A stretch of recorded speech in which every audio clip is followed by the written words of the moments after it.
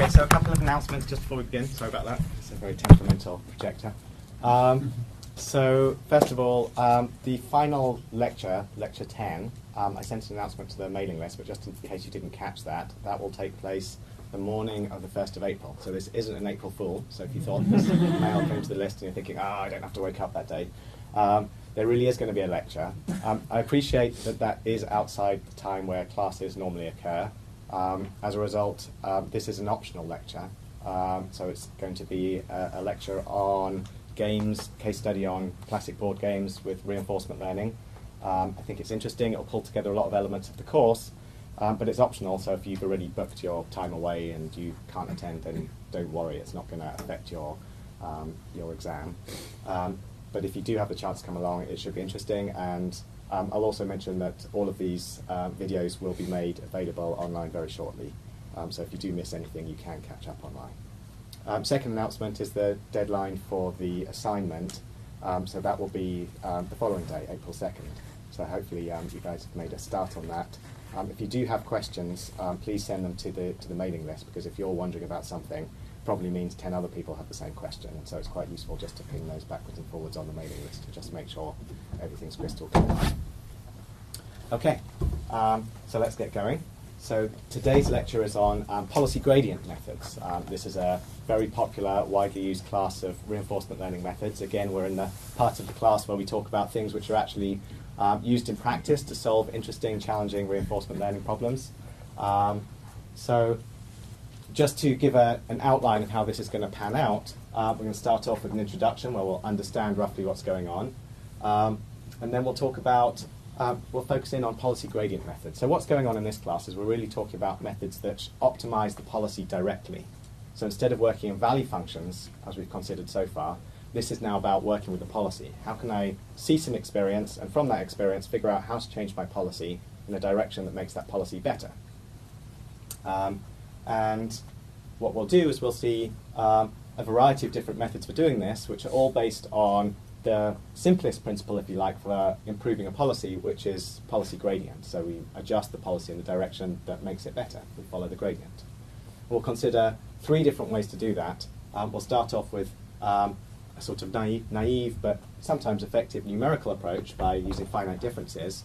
And then we'll move on to see that actually, for many of our reinforcement learning methods, there is an analytic formulation for the policy gradient.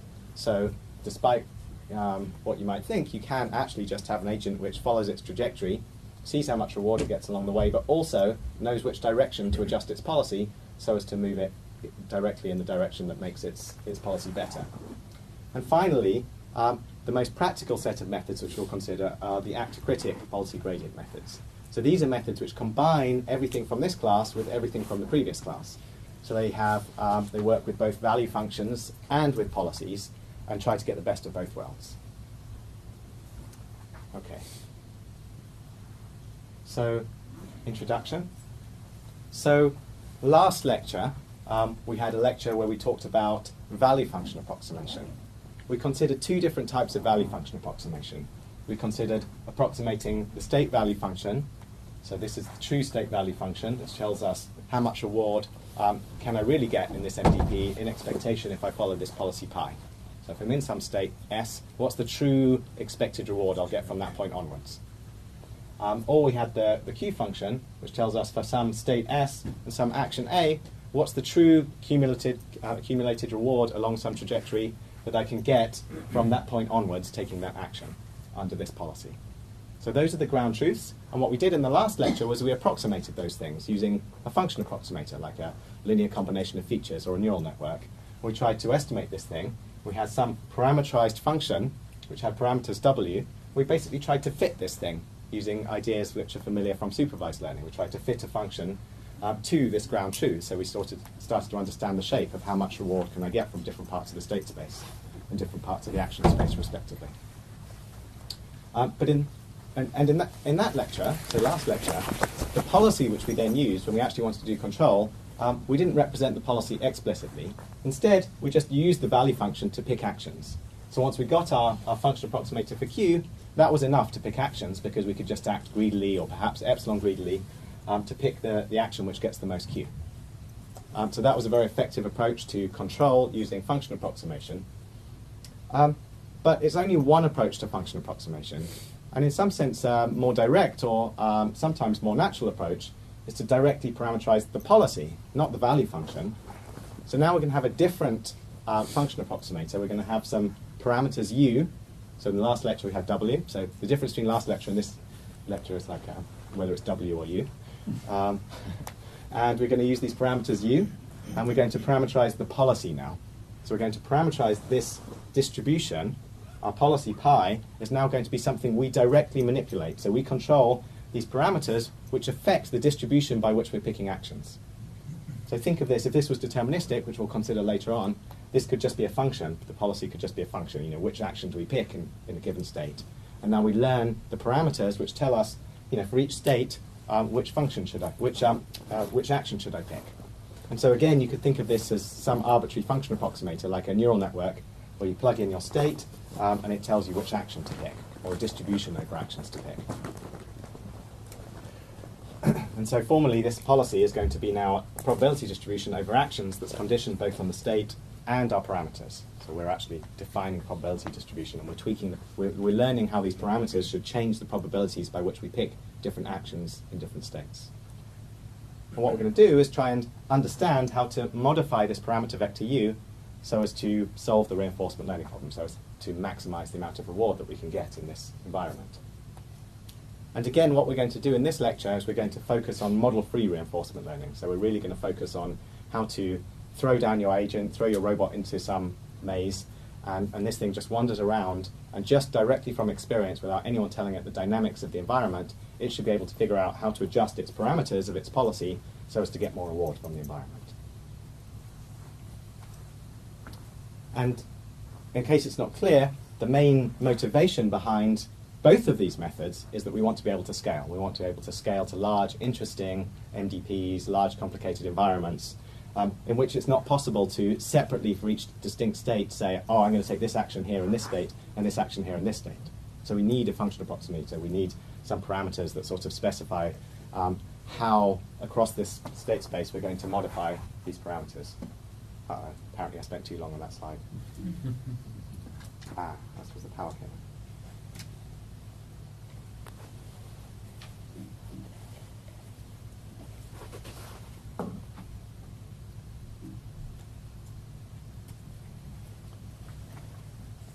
So while we're waiting for my computer to come back to life, any questions? Hopefully it's, the motivation should be clear.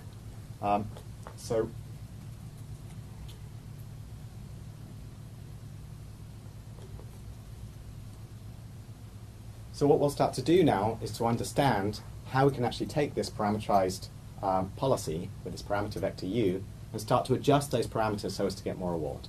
And the main mechanism that we're going to consider is gradient ascent. In other words, how can we compute the gradient to follow so as to make this policy better? And if we can follow that gradient, we'll strictly be moving uphill in a way that improves our policy. If we know the gradient with respect to the total reward that we're going to get in this MDP, we're just going to follow that gradient in a direction that gets us more reward. And what we're going to do over the next few slides is formalize what that means, if my computer comes back to life, so that we can start to understand how to maximize reward. And we'll consider a few different ways that we can formalize this objective function. So before we do that, I'm going to ask something to you guys while we're waiting, which is, can you think of any advantages or disadvantages of using policy gradients compared to value-based methods? Like, why work with policy-based methods? And you'll think why it might be a better idea to work with policy-based methods than value-based methods.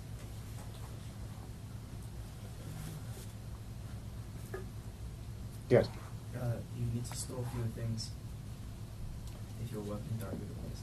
Right, so you might need to store fewer things. So why do you think you might need to store fewer things? Because you don't have to store the value function or your approximation. Right, so there are some situations where it's more efficient to represent the value, the policy, than the value function. There might be situations where, imagine you're playing one of these Atari games like Breakout or something, and it might be that the value function is quite complicated. It might be that actually precisely working out how much score you might get from some point onwards might be tricky, but to represent the fact that if the ball is coming down over here, you should always move left, might be a very simple policy to represent. Whereas actually working out precisely that you're going to get 1,714 points if you move left might be a much more complicated function to approximate. So there are cases where a policy can be more compact. So now we've got the slides back, I'm going to come back to this question here. So some other reasons why it might be a good idea to use policy-based reinforcement learning. So maybe the main one you'll see in the literature is that it has better convergence properties, that we saw that there are some cases where value-based methods can oscillate or chatter or even diverge if you do things in the wrong way. Whereas if you just follow the gradient of your policy, these methods tend to be more stable. You're smoothly updating your policy. You don't get these dramatic swings in what action you're going to take, because you just make a little incremental change to your policy and you move in the direction that makes your policy better. And so they tend to have better convergence properties, and indeed if you just directly follow the policy gradient, you're guaranteed to converge at least to a local optimum. Another big one is that these methods are effective in continuous action spaces or high-dimensional action spaces. With a value-based method, you have to work out how to compute the max. And I would say this is probably the number one reason to use policy gradient methods, is they circumvent the requirement to have this max. So if we're doing something like Q-learning, or indeed if we're doing something like SASA, there's always a maximization. I've always been arguing that, well, once we've got Q, all you need to do to pick actions is to maximize over A, and you pick the action with the highest Q, and you're done. You found the best way to behave. But what if that maximization is itself prohibitively expensive? What if you've got a trillion actions or a continuous action space? What do? This is actually quite common. If you've got a robot, it operates in a continuous action space of talks and so forth. If you're trying to, I don't know, solve an internet-based problem where you're trying to create the perfect advert to show to your users, actually creating that advert might have many, many different components that you'd like to move around, and you'd like to make a sequence of adverts that you show that actually maximize your income with that user. This is a vast action space. So what do? Well, you can solve this complicated maximization at every step, or you can use policy-based methods where you just adjust the parameters of your policy directly and you never have to solve for this max. It's like you're incrementally starting to understand what the max will be rather than estimating the max directly every step. And the third reason that you might want to consider these policy-based methods is that they can learn stochastic policies. In the next couple of slides, we'll see why that can sometimes be a good idea. So disadvantages. So the main disadvantage is that naive policy-based reinforcement learning can be slower and higher variance and less efficient than value-based methods. I think the way to think of this is that value-based methods, when you use the max, are extremely aggressive. It's like this max in one step is trying to improve your policy in the direction that absolutely pushes you all the way to what you currently think is the best policy. Whereas policy gradient methods just take a little step in that direction. They smoothly update in that direction, which makes them more stable, but also sometimes less efficient. And sometimes actually computing that step to take, that gradient, if you do it naively, it can be higher variance and slow down the whole algorithm. But we'll see later how to get the best of both worlds by including a value function. And in practice, you may want a value function as well, which can add to the complexity of the algorithm a little bit.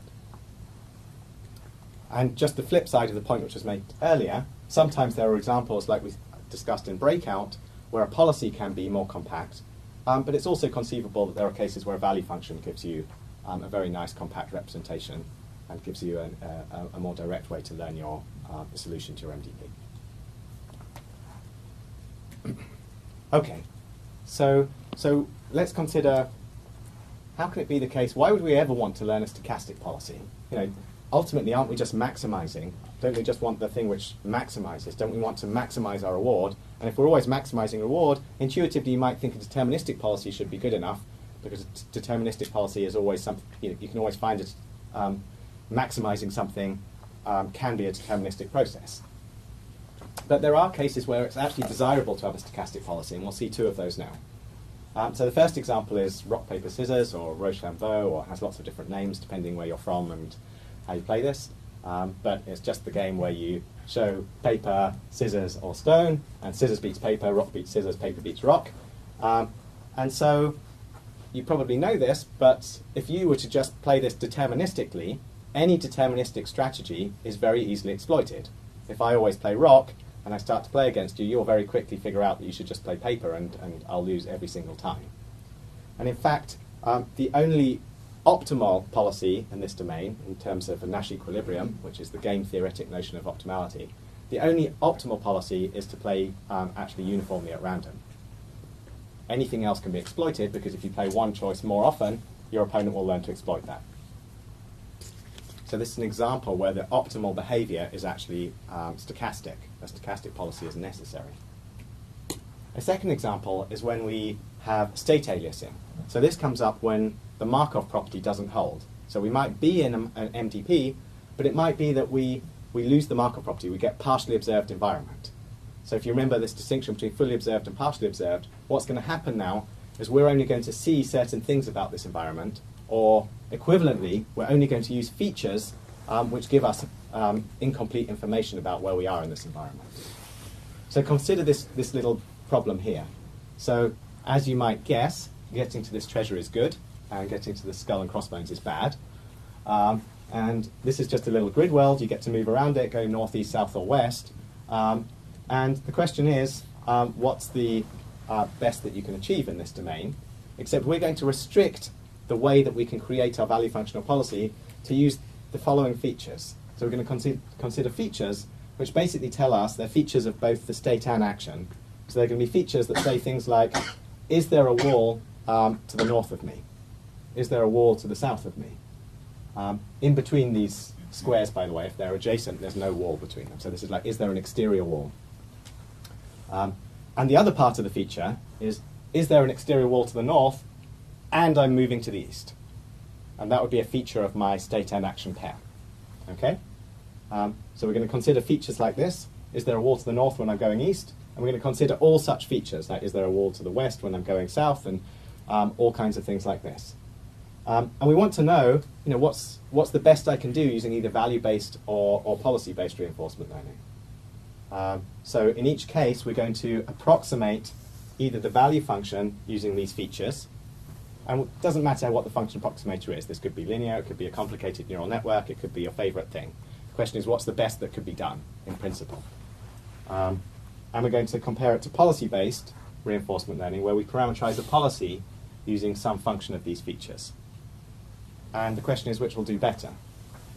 So does anyone have any intuition into this? I'll show it over the next couple of slides, but just have a quick think if you can figure out what's going on. Yeah? You're not going to be able to tell the difference between those two grey squares with the features. Right.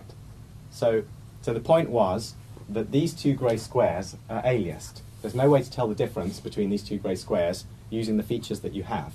Like if you're here and going west, or if you're here and going west, those two things look exactly the same to you. Because you've got a wall to the north, you've got a wall to the south, and you're going west. So your feature vector will be identical, and you can't tell the difference between those two states. So as a result, if you use a deterministic policy, then you have to pick the same action in those two grey states. A deterministic policy, which is parameterized in terms of those two things. And so imagine that you learn a value function now. The value function for these two states has to be the same. And if you act greedily with respect to that value function, you'll either go west all the time, or you'll go east all the time. Okay? And so this greedy idea of generating a deterministic policy, or even a near deterministic policy, would basically lead to the following behavior, which is if you're on this side of the map, you would oscillate backwards and forwards forever if you're using greedy, or for quite a long time if it was epsilon greedy, and you'd never reach the treasure, or take a very long time to reach the treasure. If you use a stochastic policy, then things are much better, because we can optimize our policy so as to choose a policy that goes east or west with 50-50 probability here. So now, if we're in this grey states, we'll just randomly pick a direction, and if we find ourselves over here, well, sometimes we'll go left, but sometimes we'll go back right, and then we'll be pushed down to the treasure. So in just a couple of steps, we're likely to reach the treasure, compared to a value-based method, where if we were to act greedily with respect to our value function, we would end up taking, in certain cases, a very, very long time to reach the treasure, possibly forever. Okay, So the summary of these couple of slides is to say that whenever state aliasing occurs, a stochastic policy can do better than a deterministic policy. So we had a theorem early on in the course which was that there's always a deterministic optimal policy for any MDP. But that's for a Markov decision process where you have, that was in the table lookup case, where we have the perfect state representation.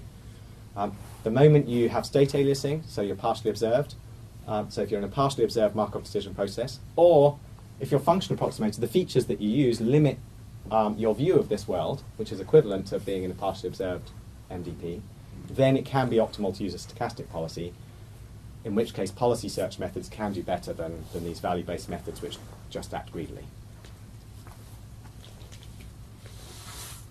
Okay, so let's talk about how to optimize a policy. So what does it mean to optimize a policy? Well, we need to know what the objective should be. So here's 3 different objective functions we might choose. We want to know how good is this policy. The first choice is, so we're going to consider some parameterized policy with these parameters u, and we want to know essentially what's the best u. So the first case we're going to consider is if we're in an episodic environment, we're going to consider the starts value. This basically says, if I always start in some state S1, or if I have some distribution over start states S1, what's the total reward that I'll get from that start state onwards? Okay, so this only works if there's this notion of a start state. So if there's a start state, you might say, really, the thing I really care about is I want to find the policy which, when I dump my agent down in the start state, I start my game of Atari and I play it all the way to the end, it gets the most score. Or we could use the average value, and this is something we could do in a continuing environment. So now, in an environment which just goes on forever, there might not be a start state. So now we might want to say, well, let's consider the probability that we're in any state. This is the stationary distribution. This is the probability that we actually end up in any state under our policy pi, times the value from that state onwards. So it's like averaging over the values of all states. So I might be in state 1 and get 10 units of reward from that point onwards, or I might be in state 2 and get 20 units of reward from that point onwards. And so we might average over those and say, well, the objective is maybe 15.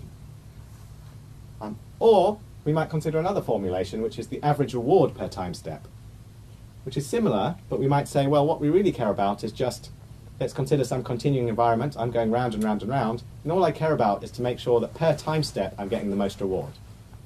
So we're not summing these rewards over time, we're just saying we're going to take the average of my immediate rewards over the entire distribution of states that I visit. So this is basically saying the objective is there's some probability that I'm in a state, there's some probability I'll take an action from that state under my policy, and this is the immediate reward that I'll get at that step. And what we care about is getting the most reward per time step.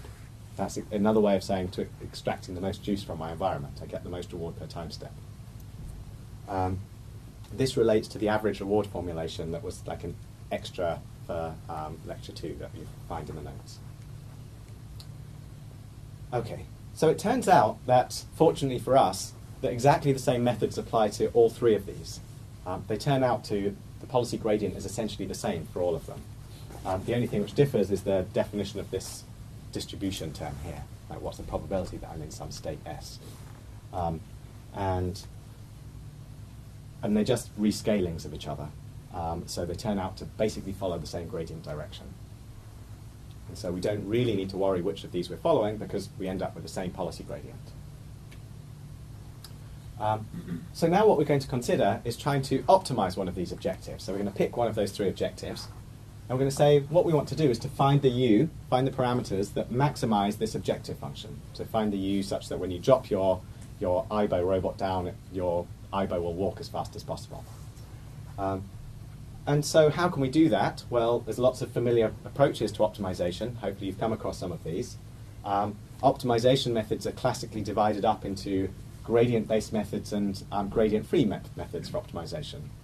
So if you don't have access to the gradient, there's some algorithms you could use for optimization, like hill climbing or simplex method, where you've kind of got a triangle that you flip over and over and over as it folds its way down the hill, sometimes called the amoeba or Nelda-Mead. Genetic algorithms, these are all optimization methods that you could throw at a policy search problem and try and find the best policy which maximizes one of these objective functions. But typically, the reason people consider gradient-based methods is if you have access to the gradient, you can almost always get greater efficiency out of your optimization method. And some of the familiar methods for doing this are things like gradient descent, conjugate gradient, quasi-Newton methods. There's another large family of methods that make use of the gradient information to gain greater efficiency, because you know this gradient points you in the direction of greater reward, points you in the direction of how to do better in this MDP, rather than having to blindly try things by trial and error and figure out which of those is the best. So we will focus on gradient descent, the simplest instance of this.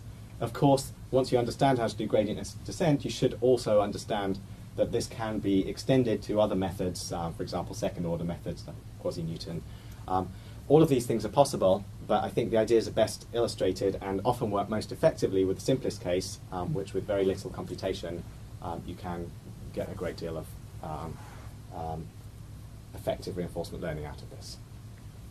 We're also going to focus on methods that exploit the sequential structure, by which I mean we're not just going to do blind optimization like a genetic algorithm, where you have to throw your robot down, wait until the end of its lifetime to get one number that pops out of it that says, you know, I achieved X in my lifetime.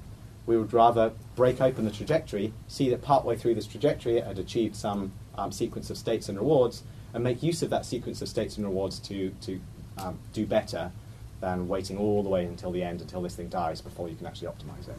And so we'd like to learn within the lifetime of an agent.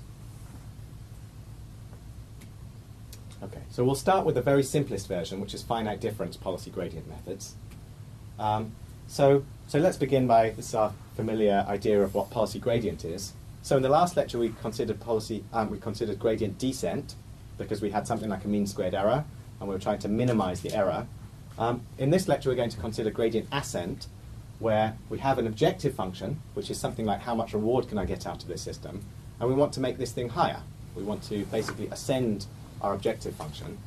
So we can imagine that there's some surface that says, you know, for any policy parameter, so imagine that these are two different policy parameters, and there's some surface defined by those two different policy parameters, and they might be parameters of how my IBO walks around, and we're going to adjust those policy parameters in the direction that gets us a faster walk, for example. And this surface has some shape, and the gradient basically points us uphill in the direction of steepest ascent uphill. And so all that says is mathematically what we're going to do is adjust our policy parameters a little bit in the direction of the gradient of this objective function. And the gradient of this objective function is just the vector of partial derivatives. So it's the vector that says, you know, along this direction here, how much progress can I make by adjusting this parameter? Along this other axis here, how much progress can I make? And we just move things in the direction that maximizes our progress and makes the most possible difference in an infinitesimal radius around where I am now. So we're adjusting the parameters to get more juice out of our environment. Okay? So the simplest way, this is the naive approach, the numerical approach. If you had no way to understand what the gradient was, you could just do the following. You could basically look at your objective function and estimate this thing numerically by saying, well, if I just perturb my parameters a little bit, I could perturb them in each dimension. I could say, well, what would happen if I changed my policy parameter along the first axis a little bit? And I would look at the difference between the objective after I perturbed it and the objective before I perturbed it. That would be an estimate of the gradient in that direction. And then we do that for each dimension separately, and that gives us a numerical estimate of the gradient. This is a little bit naive because you need an awful lot. If we're working in high-dimensional space, you know, imagine your policy is a neural network with 1 million parameters. Now you need to do 1 million different evaluations of your policy. You need to perturb it in all those different directions to get an estimate of what the gradient is in that direction.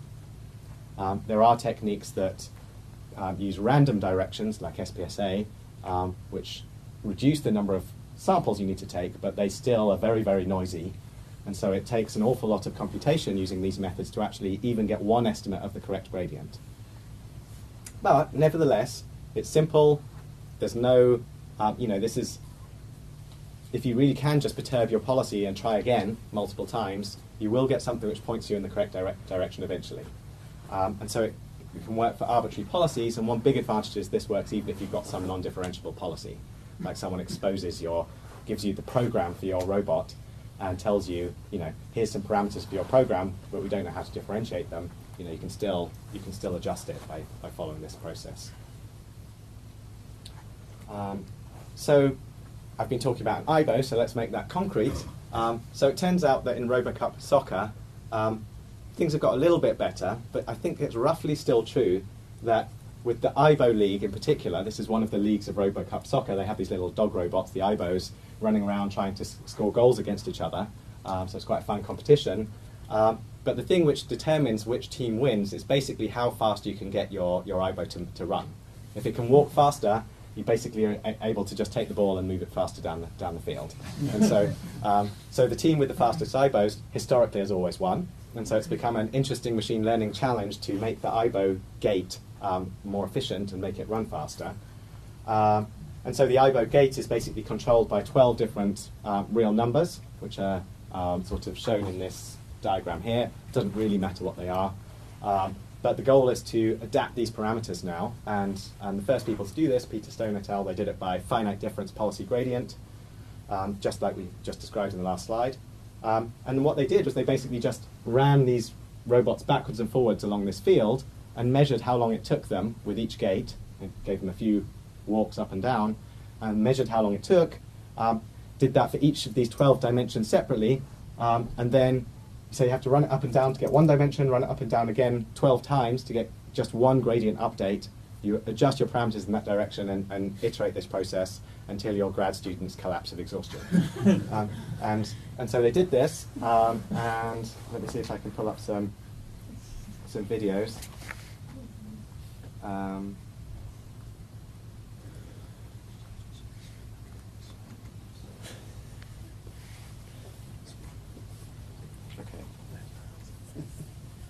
So this is at an early stage before it's really been trained, and I think what the main thing to notice is that it slips a lot. That this thing is really dependent on the ground which it's on, and it tends to slip an awful lot.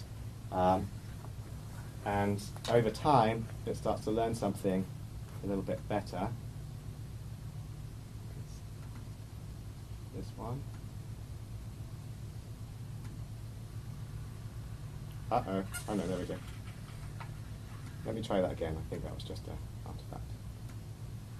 No? But you can see it's learned this much better gate that deals with the slippiness of the surface much better, and it can move much, much faster. So this was just by adjusting the parameters in the direction of the gradient in a very naive, straightforward way, and some limited number of iterations were sufficient to make progress in this domain and actually figure out a reasonable gate. Now, if you move to higher dimensions, these numerical methods tend to collapse. And so what we'll consider for the rest of the class is how to analytically compute the gradient so that you don't have to laboriously compute this gradient separately for each of your dimensions.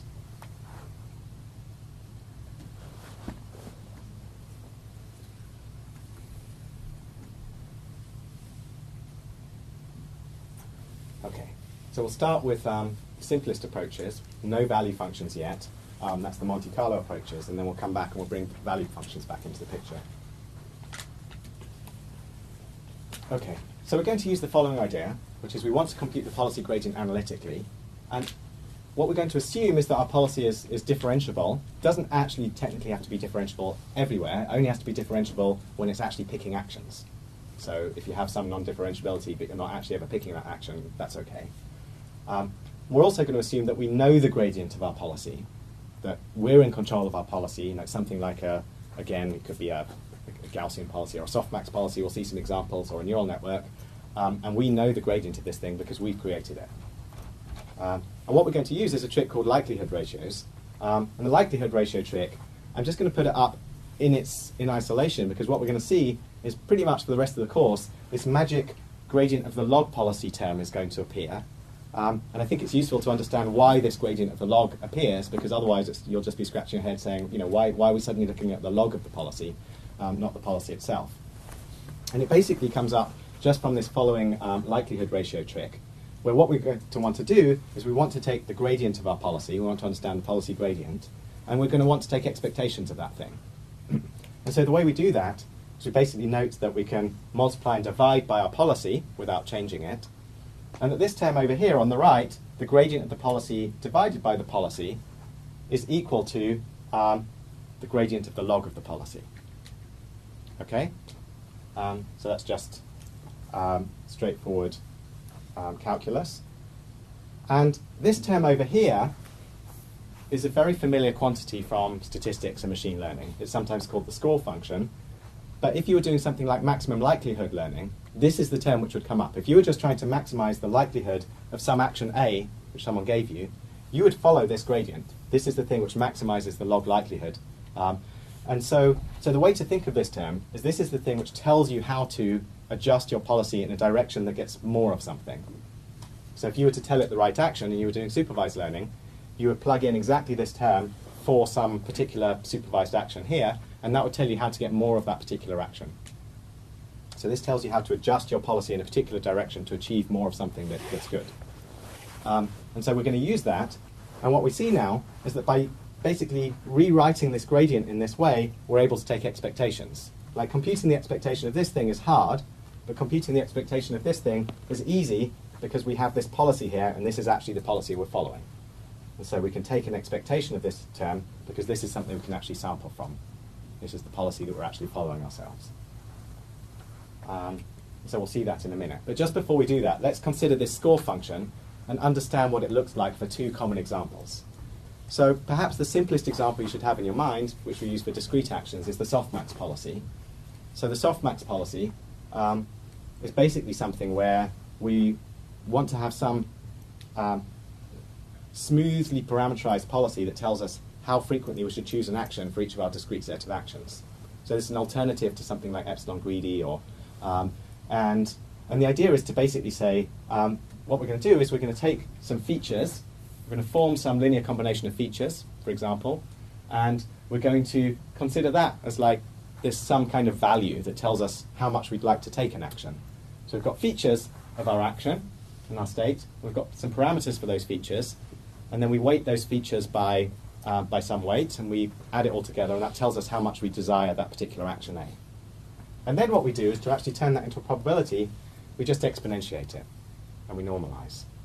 So the idea is that the probability that we actually pick an action is proportional to the exponentiated value that we get when we take a linear combination of these features. So this is called the linear softmax policy. So a softmax in general is a policy that's proportional to some exponentiated value. And you can choose those values to be anything you want.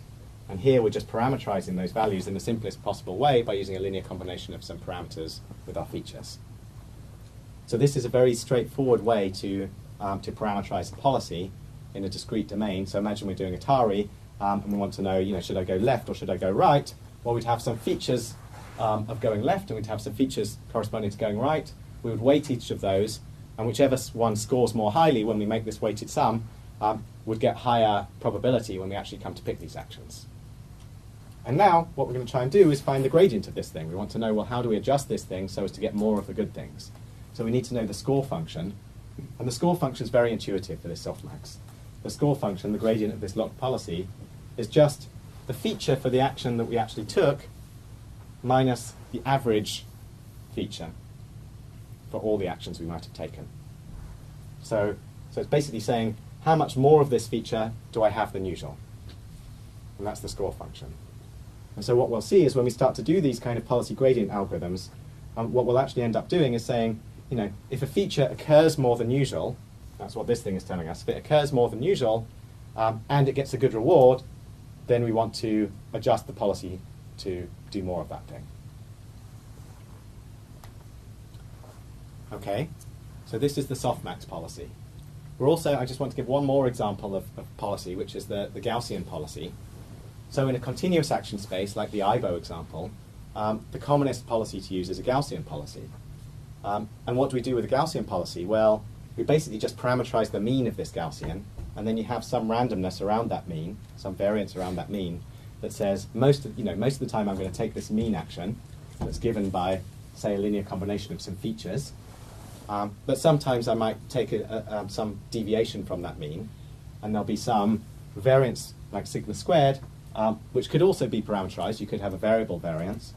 But the simplest case is to say now the action is selected according to some normal distribution with mean mu of s, where this might be a linear combination of our features. Like before, we've got features of our state and some weights for those features, and some variance parameter. So basically we get to pick the mean, and then we just add some noise to that thing to make it stochastic. And so if we were using a Gaussian policy, what would this score function look like?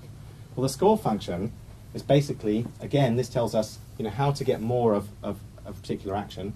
And here, again, we have something very similar to the last slide, where this tells us this is the action we actually took. This was our action A. And this is the mean action.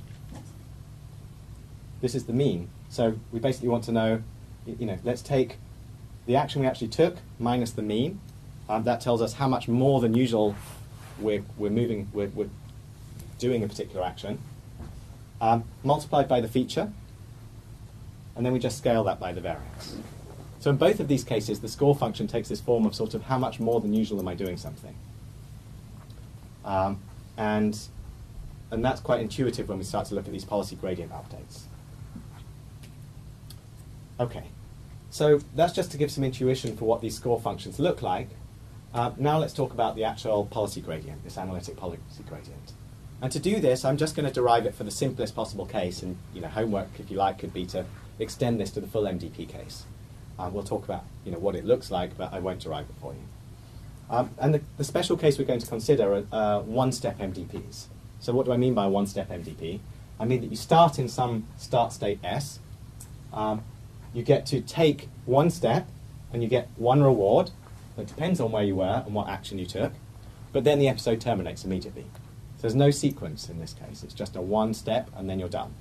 And you get some reward, and the goal is to pick your actions so that you maximize that reward. And the right thing to do might depend on the state and the action.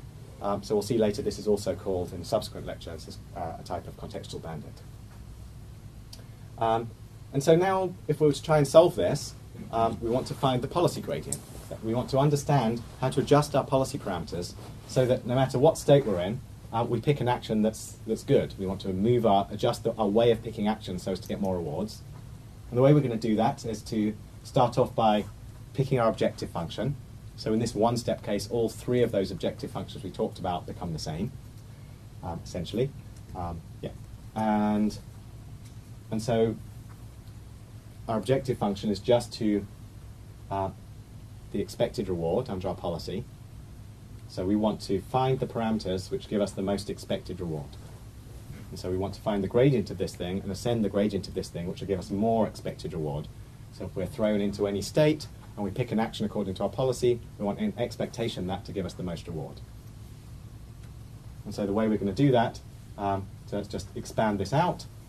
So this is the expectation over the state that we start in, and this is the expectation over the actions that we pick under our own policy. So this is the expected reward. And now we're just going to plug in the likelihood ratio trick. So we're going to take the gradient of this whole thing. We want to know the gradient that gets us more reward. So the gradient of this whole thing, basically, the only term which depends on u is our policy. So the gradient of this whole thing, we can push the gradient right in to the gradient just of this term here, and expand that using our likelihood ratio trick. So this whole thing, the gradient becomes now the policy multiplied by the gradient of the log policy multiplied by the reward that you get. And so this is, again, now an expectation. That's the whole point of using the likelihood ratio trick. We start with something which is an expectation, you take the gradient, and you recover something which is still an expectation. So this thing is an expectation under our policy. So this is the expectation under the start state, an expectation under the action that we pick of the gradient of the log policy multiplied by the reward. So it's just the expectation of the score times the reward. So after all that, we've basically come back to something very simple, which tells us that if we want to increase our objective function, if we want to get more reward, we just need to move in the direction that's determined by the score times the reward. Okay, and so again, this tells us how to adjust our policy so to get more or less of something, and this tells us whether it was good or bad. So if you have a really big positive reward, you want to move more in the direction that gets more of that thing. If you have a really low negative reward, a really large negative reward, you want to move in the opposite direction to your gradient. Okay? Any questions? Stunned silence. Okay. So, yes? Can I just ask, this is model 3, right? Yeah. And we have the capital R, means that no rewards and everything. Okay, so notation, this capital R is the random reward, the actual reward that you experience. This curly R is the reward function for the MDP. So we've expanded this in terms of something which actually is described in terms of the dynamics of the true MDP, but we brought it back again to an expectation where we only need to look at the sample reward that the agent actually experiences. So this is completely model free. So model free, what this means is if we want to estimate this expectation, we just take an action from a given state, we compute the gradient of this log policy, which we know because it's our own policy, and we multiply it by the reward that we actually experience. And that gives us a gradient step, and we follow that gradient step. So it's model free. Good question. Okay, so we want to do the same thing in MDPs, multi-step MDPs, not just these one-step things.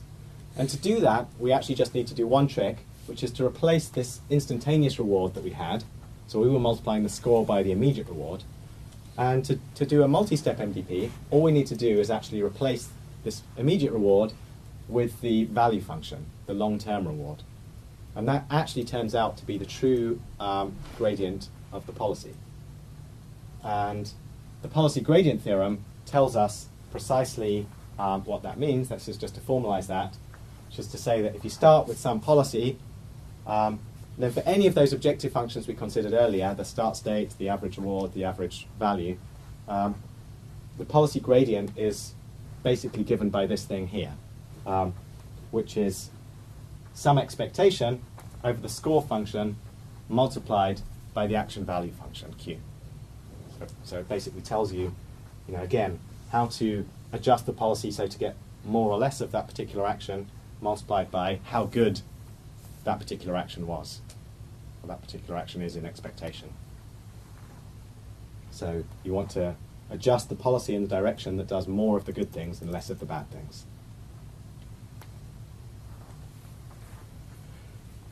And if you were just doing supervised learning and maximum likelihood learning, you'd have something which looked very, very similar, but you just wouldn't have this value function term here. You would just be adjusting things in the direction that made your policy achieve more of the things that your teacher tells you. And so what we have in reinforcement learning is instead of that, we adjust it for all actions. We just have to try those actions and see, well, are they good or bad according to our value function. Okay, so that's the policy gradient theorem. Let's consider the simplest way to actually use that now to make an algorithm. And we call this the Monte Carlo policy gradient, which is roughly the same as a really old, well-known algorithm called reinforce. And the idea is to update the parameters by stochastic gradient ascent. So we're going to get rid of that expectation now and just do something very practical. And we're going to use the policy gradient theorem. And what we're going to do is just sample that expectation. And the way we're going to sample that expectation is just to say what we wanted to... The term which appeared in the policy gradient theorem was this Q. So let's just sample Q. Let's just estimate Q by using the return as an unbiased sample of this Q.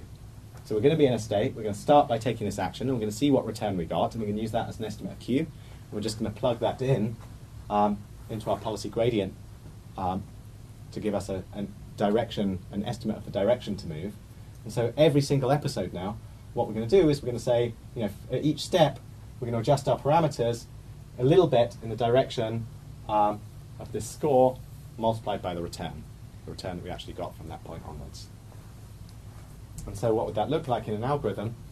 Well, you'd start off, you'd pick some arbitrary parameters, you run your episode, and for that episode, So first of all, you run forward, you generate all of your rewards. This is like a forward view algorithm, so you have to go all the way to the end of the episode, generate your rewards. At the end of that, you know what the return was from each of your steps now. So now you go over each of your steps again, and you say, for each of those steps, we want to adjust our parameters a little bit in the direction of this gradient, the stochastic gradient, which is the score, how to adjust our parameters in the direction that gets us more or less of something, multiplied by this sample return from that step. So that it's as simple as that. It's a very simple algorithm. So this is the most straightforward approach to policy gradient. You just sample returns and you adjust your policy in the direction that gets you more of those returns. And GT in this case is R? GT? GT is the sum of the rewards. It's the return. So it's the sum of the rewards from the beginning of the from time step T onwards until the end of the episode. So it's the same definition of return that we've used before. So GT is the return, accumulated rewards from that time step onwards.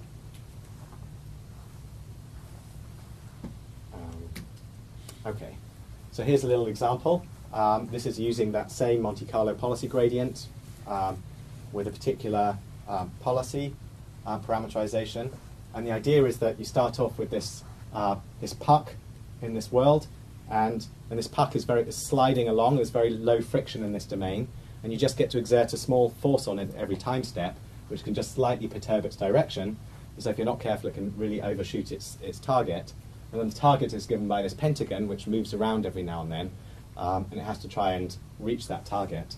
And so if it gets a reward when it gets close to the target, and it's reset every 30 seconds, and then you just go. You just run trajectories, and you use this Monte Carlo policy gradient, and you update in the direction of those returns. So you measure your return, you go back over it, and you adjust your policy a little bit in the direction that gets you more of those returns, and then you see how this works. And so there's two things I want you to take away from this. The first is that you get this very nice, smooth learning curve. Value-based reinforcement learning tends to be much more jaggy. You end up with sometimes collapses and sometimes chatters, but you can do very well. The second thing to take away, so it solves this problem very nicely, but the second thing to take away is the scale here. That, I mean, we're talking, 100 million iterations here to solve this problem. So it's slow. Monte Carlo policy gradient methods tend to be slow. They're very high variance.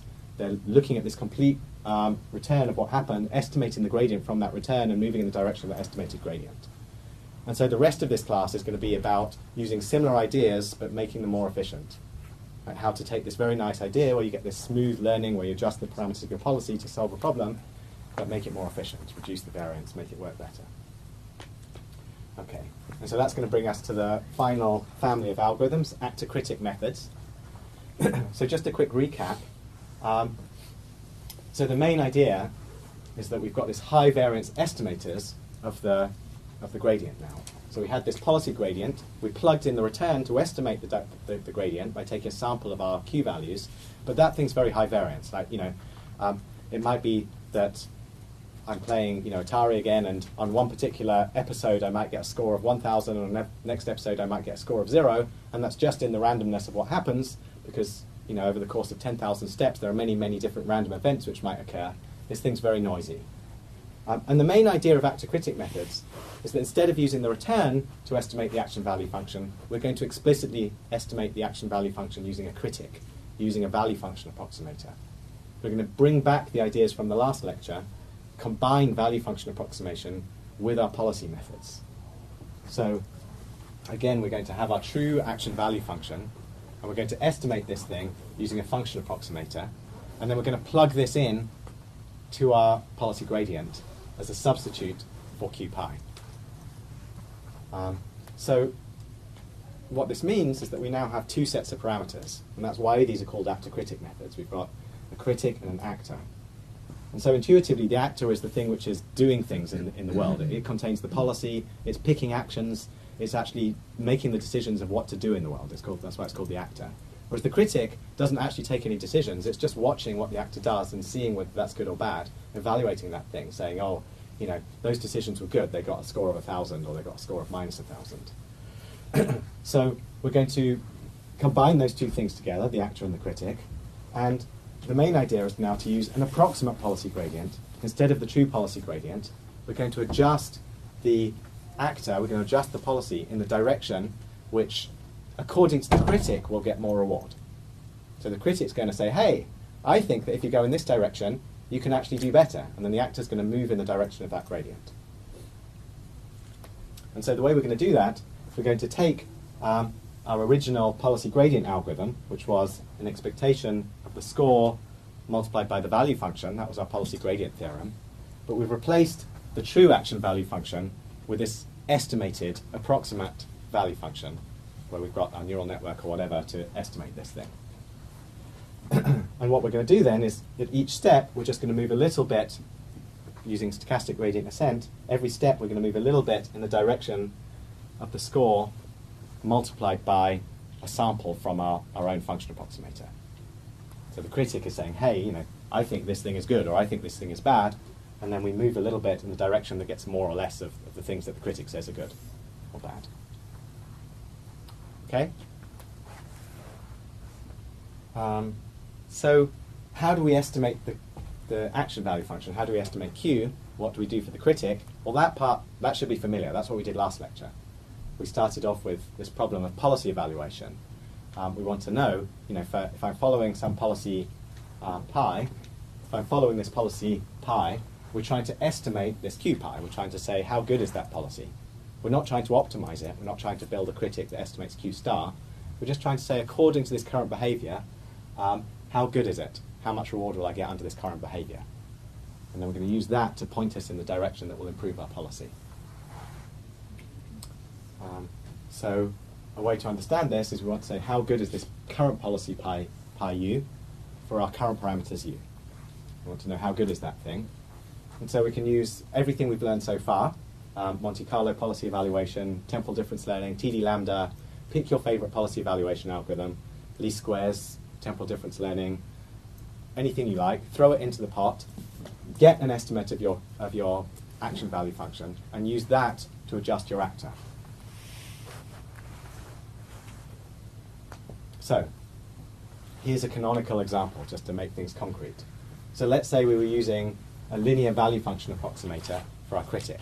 So we're going to estimate Q by using some features of our state and action, multiplied by some critic weights, V. So in this class, we're going to use V for the critic parameters, U for the actor parameters, just to keep those separate and distinct from what we did in the last lecture. So we're going to estimate our critic just by using a linear combination of features. And then the critic, we could just update in the usual way, using linear TD0. And the actor, we can update the actor parameters U by policy gradient, score multiplied by what the critic says. So that would look something like this. This is the Q actor critic. So basically what this is saying is that every step of the algorithm, now we don't need to wait until the end of the episode. This is now an online algorithm which we can, every single step, perform an update because we're using TD in our critic. We don't need to wait till the end like we do with Monte Carlo. So every step of our episode, or every step that the agent experiences, we're going to sample a transition. We're going to see what the reward was. We're going to see where we ended up after that step. We're going to pick an action according to our own policy. We're going to get the TD error between the value before that step and value after that step, just like we did in the previous lectures. Now we're going to update our critic in proportion. Our critic we're going to update a little bit in the direction of the TD error multiplied by the features. So that was linear TD0, so that's from last lecture. That's how to update our critic in a direction that minimizes the error between what we thought was happening before, what we thought the value was, and what the value ended up being after one step. This is like correcting our errors and making ourselves self-consistent. And we're also going to adjust the actor. We're going to adjust the actor in the direction that gets us more of the things that the critic says are good. So that's the actor-critic idea, using canonical case using linear TD. Okay, any questions so far? I'll just pause there before we're going to start adding, more tricks to reduce variance, make these algorithms more efficient. So if you're if you're feeling uncomfortable, now is the time to say, because we're just going to layer more pieces on from here on in. Yes, good. Sorry. So you have a policy, you get a estimate, and then from that estimate you try to get another policy out. Is that true? That's right, yeah. So we can think of this as another form of generalized policy iteration, where we start off with a policy, we evaluate that policy using the critic, and then instead of doing greedy policy improvement, we're moving a gradient step in some direction to get a better policy.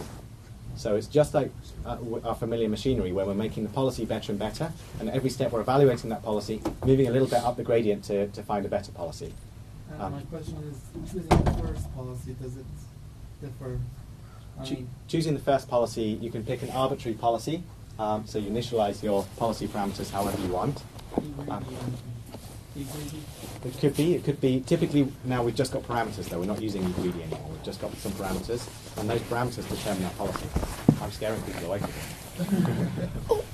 Okay, and we're making those policies, we're following the gradient so as to make those policy parameters better, so that our policy gets more and more reward out of the NDP. Okay, so we start off with some policy parameters, that determines our behavior, we want to make that behavior better and better and better. There's no greedy anymore, no epsilon greedy. The policy itself determines how we move around in this environment. These policy parameters. We're always picking actions according to the policy that's determined by this these parameters U. So, yeah, one more question. But if your policy was epsilon greedy of your Q function, Mm-hmm. do you like fall back to Q then? Or what happens? Let me go back to a slide that I kind of skipped at the beginning because the projector was down. This one. Okay. We had this in the introduction, but I think it's worth reiterating. So let's classify our algorithms into either whether we have a value function that we represent, whether we have a policy that we represent, or whether we have both. That's what this Venn diagram represents. If we have a value function, if we represent that value function, we call it value-based. If we have a policy that we represent, we call it policy-based.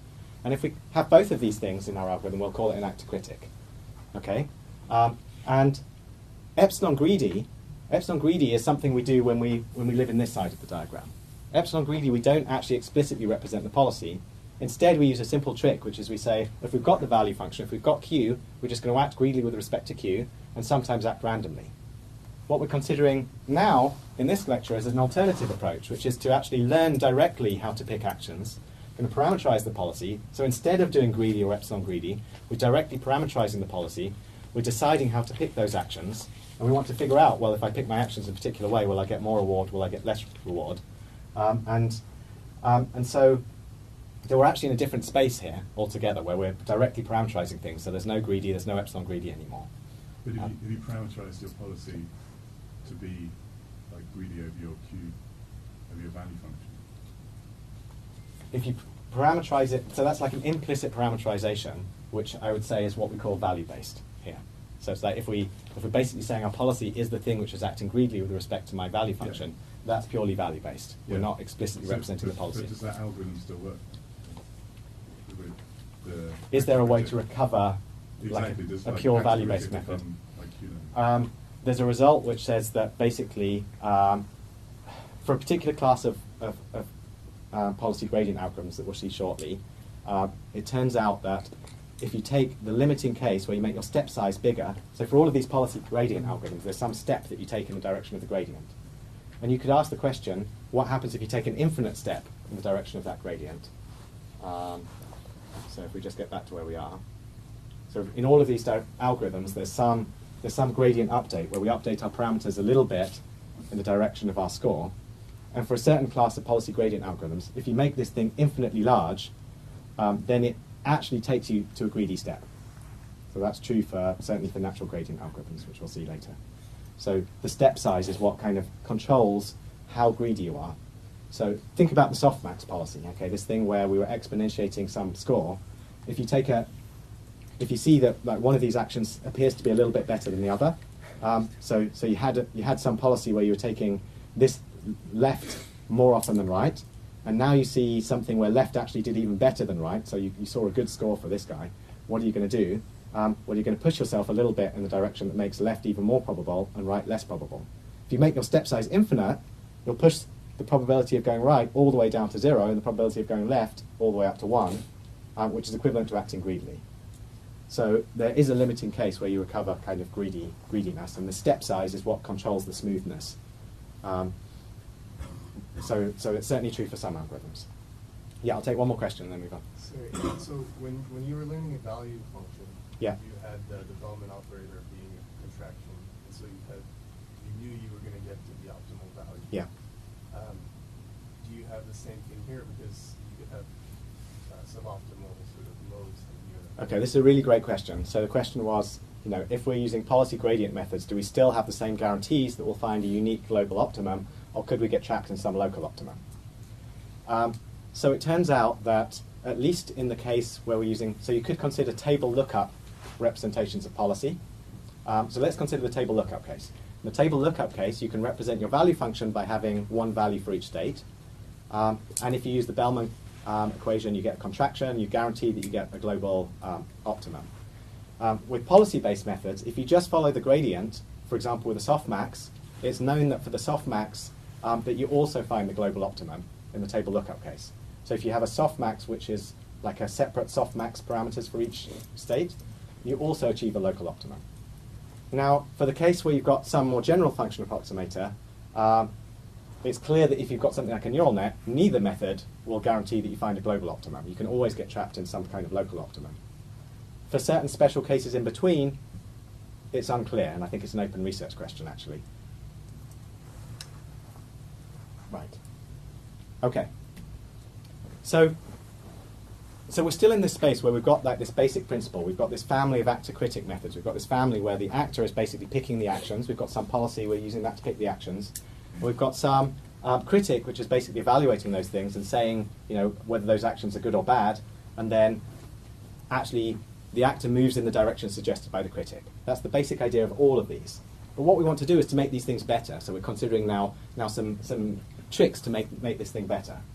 So the first trick, and perhaps the easiest and best known trick, is to reduce variance using what's called a baseline.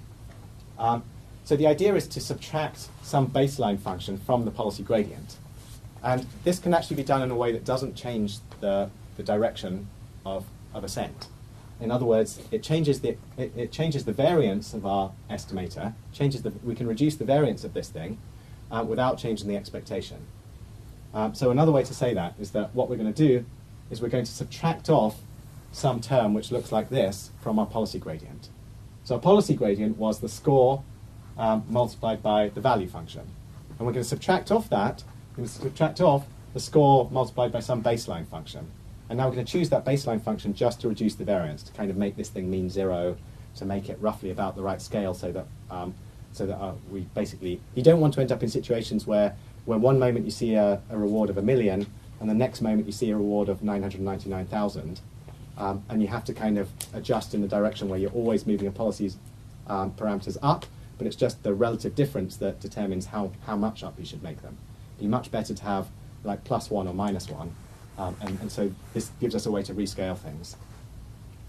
And so very briefly, what we see is that if we just expand this out, so our expectation is just, this again is our expectation over states, multiplied by the gradient of our policy, multiplied by the baseline. We can pull the baseline outside of this sum because it doesn't depend on the action. We can pull the gradient outside of this sum, and then we know that our policy sums up to 1. This is a probability distribution, so the probability distribution must sum to 1. So now we have the gradient of 1. Gradient of a constant is always 0. And so we see that this whole term here is actually 0. Right? This whole term that we're adding or subtracting is 0 mean. It's got 0 expectation. Okay? So it's completely legitimate to add or subtract any term of this form. So what that means is that we can basically, whenever we have our value function, so if I go back,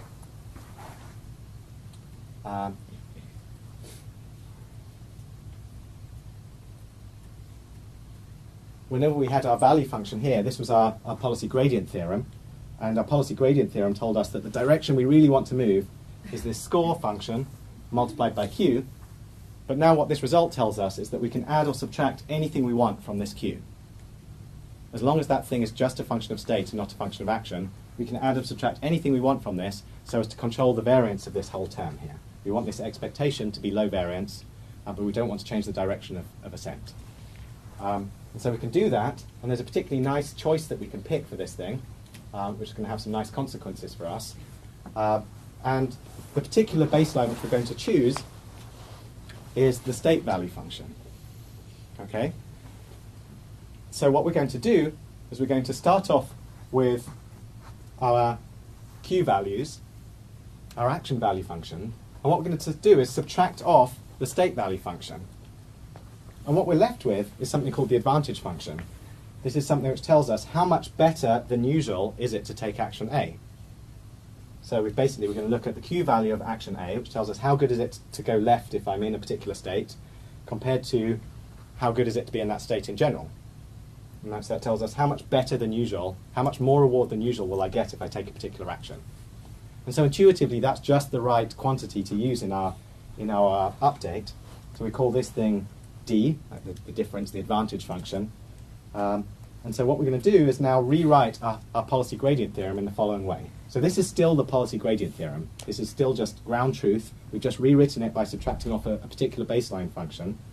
And so our policy gradient theorem we can rewrite as the expectation of the score multiplied by the advantage function. So again, let's see if we can understand this intuitively. It's basically telling us, this tells us how much better than usual is a particular action A. And this tells us how to adjust our policy so as to achieve that action A. So if this thing is ever positive, if we ever do better than usual using a particular action A, this will tell us how to move in the direction that achieves that gain. If this thing is ever negative, this will move us in the opposite direction, away from the direction that achieves that particular action. So this is always pushing the policy parameters towards situations where you do better than usual. Okay, so that's the advantage function. So again, we're just rewriting the same policy gradient theorem. So how do we estimate this advantage function now? How do we do this in our critic? Well, there's a lot of different ways to do this actually, and I'm just going to suggest a couple of them. So this slide is just to say, well, one way to do this would be to learn both Q and V. So our critic would basically learn Q. It could also learn V using yet another set of parameters. And we would just take the difference between those things as our estimate of the advantage function. So we could basically do that. This becomes more complex in the sense we have more parameters, but it gives us a literal estimate of the advantage function, which we would then plug back in here. So we can plug into this policy gradient theorem here. We plug into this advantage function the difference between our state action value function and our action value function.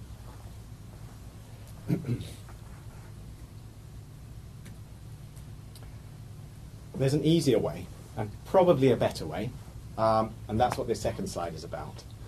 So this is probably the most commonly used variant of the actor critic, although it depends who you talk to, and many people use many different variants. And it uses the following idea, which is that the TD error is a sample of the advantage function. So consider the following TD error, this d pi, this delta pi thing here.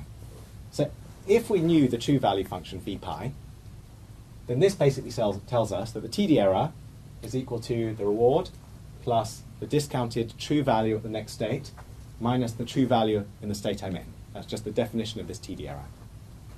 Now, in expectation, we can take the expectation of this whole thing. We can say, well, what's the expected TD error? And the expected TD error is the expected reward plus discounted value at the next state minus the value of the state I was in. The expectation doesn't affect this thing because there's no random variable in here. S is what we're conditioning on. This term here, the expected reward plus state value at the next state, given S comma A, is precisely the definition of Q. This is just like unrolling our Bellman equation one half step. So Q is equal to the expected state value at the next step.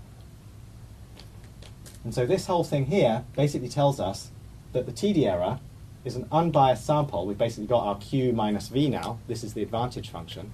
This whole thing tells us that the TD error is an unbiased sample of the advantage function. So if we want to move in the direction of the advantage function, all we need to do is to measure the TD error and move a little bit in the direction of the TD error. In other words, if we ended up, I'm in a state where I think I'm winning a game, you know, I make an action, I find myself in a situation where I'm losing the game, so that generates a TD error. These things were inconsistent. I now have to think, oh, well, I was probably losing the game all along. So you end up with this strong negative TD error that tells you need to reduce your value estimate. And so now what we're going to do is plug in that TD error as an estimate of the advantage to say that whatever I did on that step that generated that TD error, whatever move I made, you know, it was probably you know, a bad idea. So there was something which I was in a situation where I took an action that took me to a situation where I started off thinking I was winning, and I took some move and now discovered that I'm in a situation where I'm losing, so probably that was a bad move. And so that's the intuition here, that we're now going to plug in that TD error as an unbiased sample estimate of the advantage function. And the nice thing about this is that we only need to estimate V in our critic. We don't need to estimate Q, we just need to estimate the state value function. There's no actions that come into it. And what we do is we just plug in, so this would actually be another way to rewrite our policy gradient theorem. Again, this is just a rewriting of the policy gradient theorem. We haven't changed anything. There's no approximation yet. But if we use a critic to estimate V, if we use a V hat now instead of the true V pi, and we use the TD error based on our approximate TD, based on our approximate value function, and we just plug in that estimate of the TD error there, then we end up with something which is a good approximation to this policy gradient theorem. That's a practical algorithm. We estimate V, we generate TD errors using our V, and we move in the direction of those TD errors. And we only need one set of critic parameters V to do that. Okay. So just a couple more ideas to throw in for this family of different things that you can try. And then I'll summarize and just bring them all back together. I've got one slide at the end that hopefully is just like a summary where you can come back and say, you know, these are the different things that you can do with ActorCritic.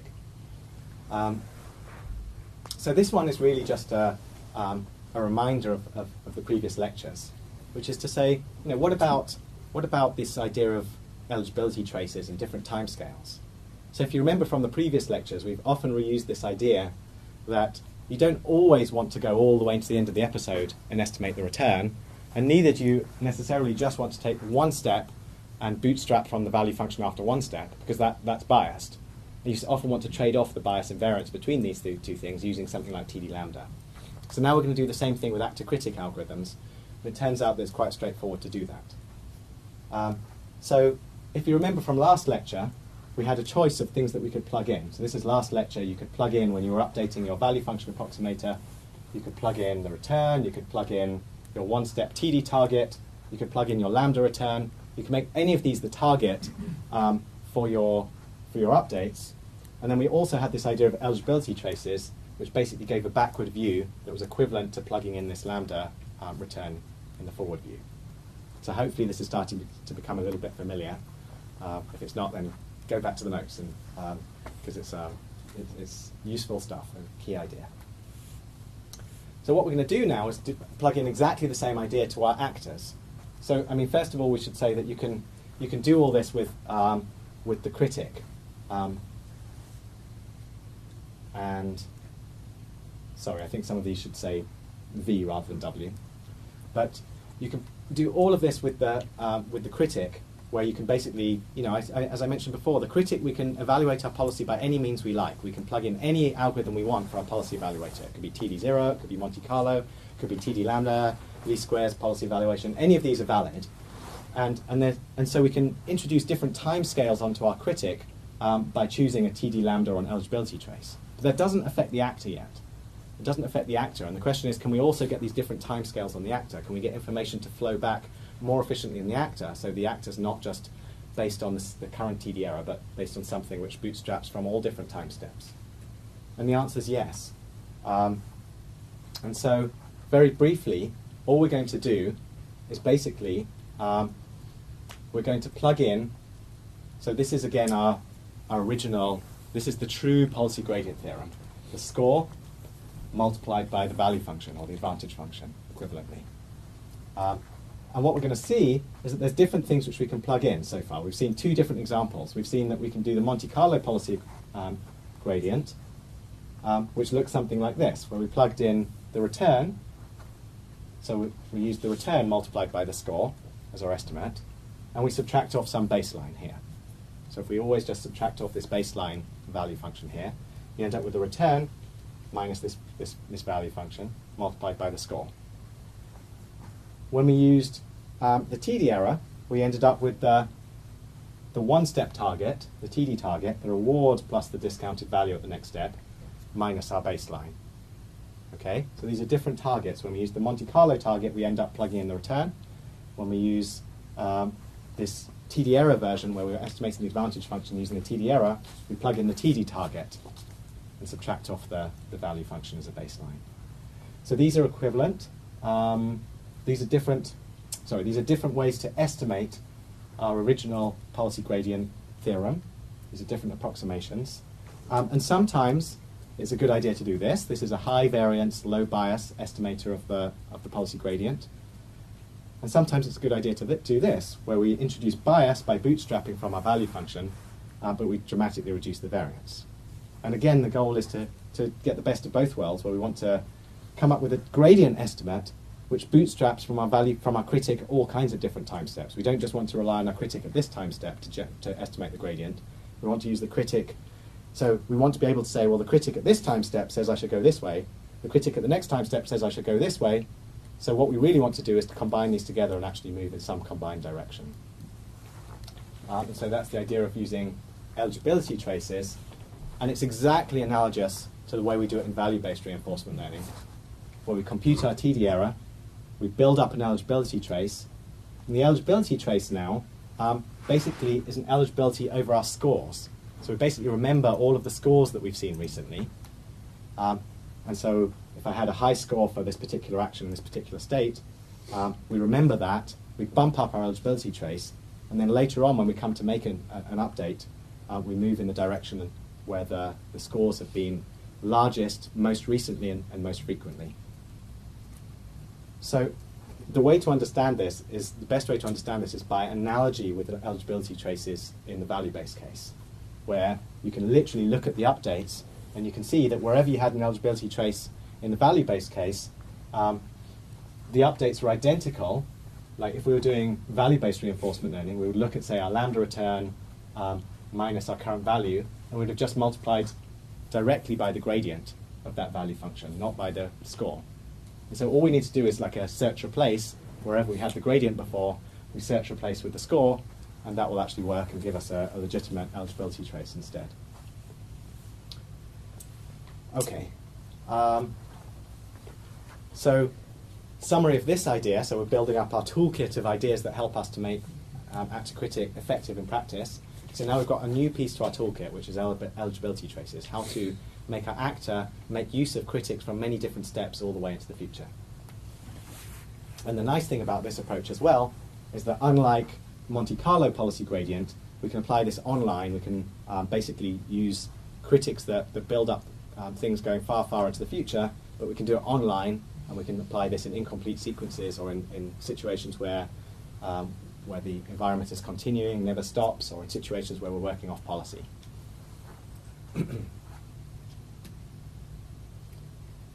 Okay.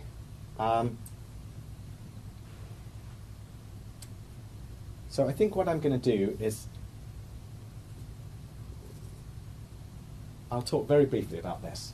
So there's a really important question in ActorCritic algorithms, which is, in some sense, it should be the first question that you ask about ActorCritic algorithms, which is that we've used this critic, and we just kind of said, let's replace the true critic value with some approximation to that critic value. And we just plugged in that thing and hoped that the gradient that we follow is still correct. In other words, we started off by deriving the policy gradient theorem. We said, this is the true gradient to follow if you really want to improve your policy. And then we substituted in something. We substituted in a critic, and we said, okay, well, you should follow what the critic says instead of the true value function. But how do we know that that's valid? How do we know that this really is pushing us in the correct gradient direction and we're not actually following some bogus gradient? And the answer is that, amazingly, if you choose the value function approximation carefully that you use, it's possible to pick a value function approximator that doesn't introduce any bias at all. In other words, despite the fact that we don't have the true value function, and that we're approximating the value function, we can still follow the true gradient. We can be guaranteed to follow the true gradient with our policy updates. And that approach is called compatible function approximation. And compatible function approximation, I won't go into the details of it, but the main idea is to say that the features that we use to have a compatible function approximator, the features that we use are themselves the score function. We basically build up features for our critic where the features are the score of our policy. And if we use that particular type of feature and we use linear combination of those features, then we actually guarantee, according to the theory on this slide and the following slide, which I'll leave to look at afterwards, we can actually guarantee that we don't affect the policy direction, that we actually still follow the true gradient direction if we follow these compatible features. Okay. Now, I know that I'm throwing a lot of ideas at you, and there's a big soup of possible things to follow. I want to throw in one last idea. This is a recent idea. I think it's a useful idea to know about. And it's just this one slide, which is to say that so far we've considered these stochastic policies. We've considered these policies like a Gaussian policy, where we say, you know, I want the mean of my policy to be this thing, and I'm sometimes going to take the actions which are like the mean, and sometimes I'm going to perturb it a little bit by some noise. But this thing can be very, very noisy. Like, we're actually, so far, we've been estimating our policy gradients by sampling our own noise. We've basically got a noisy policy and we want to take an expectation over that noise. And it turns out that taking expectations of the gradient of our own noise can be a really bad idea. That this thing is really, really hard to estimate. And in fact, if you start off with like a Gaussian policy and you start to improve this thing over time, and you'd hope it would start to narrow down as you start to figure out how to solve the problem, but as this Gaussian becomes narrower and narrower and narrower, the variance of your estimates actually starts to blow up to infinity. Like, it turns out that estimating the policy gradient becomes harder and harder and harder. The noise basically hurts you more and more and more as you get better and better at finding the right policy. And that's sort of an unfortunate property of the policy gradient algorithms we've seen so far. Turns out that there's an alternative, and this is something we did last year, which is to work directly with the limiting case. So instead of adding noise into our policy and then trying to narrow this noise down to something which is roughly deterministic, what if we just start off with deterministic policies? So we're going to start off with some deterministic policy, and we're going to adjust the parameters of this policy, this deterministic policy, so as to get us more objective. We're going to follow the same objective functions as we did before. And it turns out that if you just take the limiting case of the policy gradient theorem that we've seen so far, you end up with this very, very simple update, which has a slightly different form to what we've seen so far. But again, you should think of this as just another rewrite. This, again, is exactly equivalent. It's just the limiting case when we actually consider a deterministic function where we've narrowed our noise down to 0. Basically just got a deterministic function now. We're just picking the mean always. We're never adding any noise in. And it has this particularly nice form where we say all we need to do to follow the gradient, to adjust the parameters of this policy, this should have a u there as well. If we just want to adjust the parameters of this policy to get more objective, all we need to do is to take the gradient of our own Q function. So we look at our critic.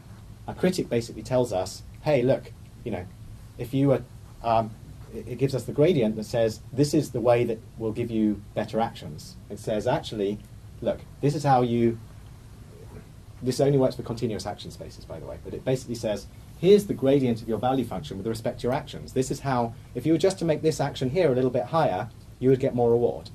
If you were to make this other action a little bit lower, you'd get less reward. So the critic already contains all that information about how to adjust the actions so as to get more or less reward. So that's all there in the gradient of Q. That tells you how to get more reward. Like just move left a little bit more, and you'll get a lot more reward. That's this gradient of Q. And then all you need to do is to work out how to adjust your parameters so as to get more of those actions which are which the critic is suggesting. And so that's the gradient of the policy here. So this is just the chain rule. It's the chain rule. It says, adjust the policy in the direction that gets you more Q. And so that's the deterministic policy gradient theorem. It's very simple, intuitive, and in practice it seems to work a lot better than stochastic policy gradient in situations where we've got continuous action spaces. Scales up much better to high dimensions. Okay. I'm going to skip the natural actor critic. So there's one more approach, which is in the notes, which is the natural actor critic. The natural actor critic is an alternative descent direction, or ascent direction, which has some nice properties. And it turns out it falls out very nicely in the actor critic framework. That's there in the notes. Feel free to refer to it. But I wanted to put up this summary slide before we finish. And this is like a summary of all the different manipulations that we've done to our different actor critic algorithms. So we started off with basically our policy gradient theorem. And what we did was we plugged in different approximations to this thing, where we said, okay, the gradient of our policy, we can get it by taking the score function and multiplying it by the return. We can multiply it by the value function. We can multiply it by the advantage function, so that should be a D. We can multiply it by the TD error. This was another way to estimate the advantage function. We take a sample of the advantage using the TD error. We can use an eligibility trace where we accumulate our scores. Instead of just using the current score, we accumulate an eligibility over all of our scores over many time steps. And we use that eligibility trace instead of just the one current score. And we can use the deterministic actor critic, where we basically move in the direction that gets us more Q. Okay? All of these are essentially different variants of the same idea. They're all different ways, they're different manipulations of trying to say, move the policy in the direction that gets you more value. And then the way that we estimate value using the critic is what varies here. And the way that we make use of this, how we update our policy, is what varies between here and here and here. So the critic can vary, the actor can vary, but essentially they're all doing roughly the same thing. And for each of these cases, we can make a stochastic gradient ascent algorithm, where essentially all we do is we just drop this expectation by sampling the thing which is inside. And in each case, you end up with a very, very straightforward, simple algorithm where all you do is you take a step, or an episode if you're doing the top one, and you look at what happened in that one step only. We now have the gradient of the score for that step. We took an action from some state. We know for that state how to have adjusted our policy so as to have taken that action more often.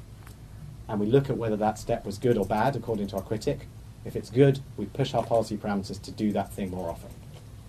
So all of these have very simple stochastic updates. And then the critic, we basically use our favorite algorithm, Monte Carlo, TD, TD lambda. You know, it's the whole family of different approaches that we've considered before in previous lectures. Okay, that's it. Any last questions before we, in the last 30 seconds?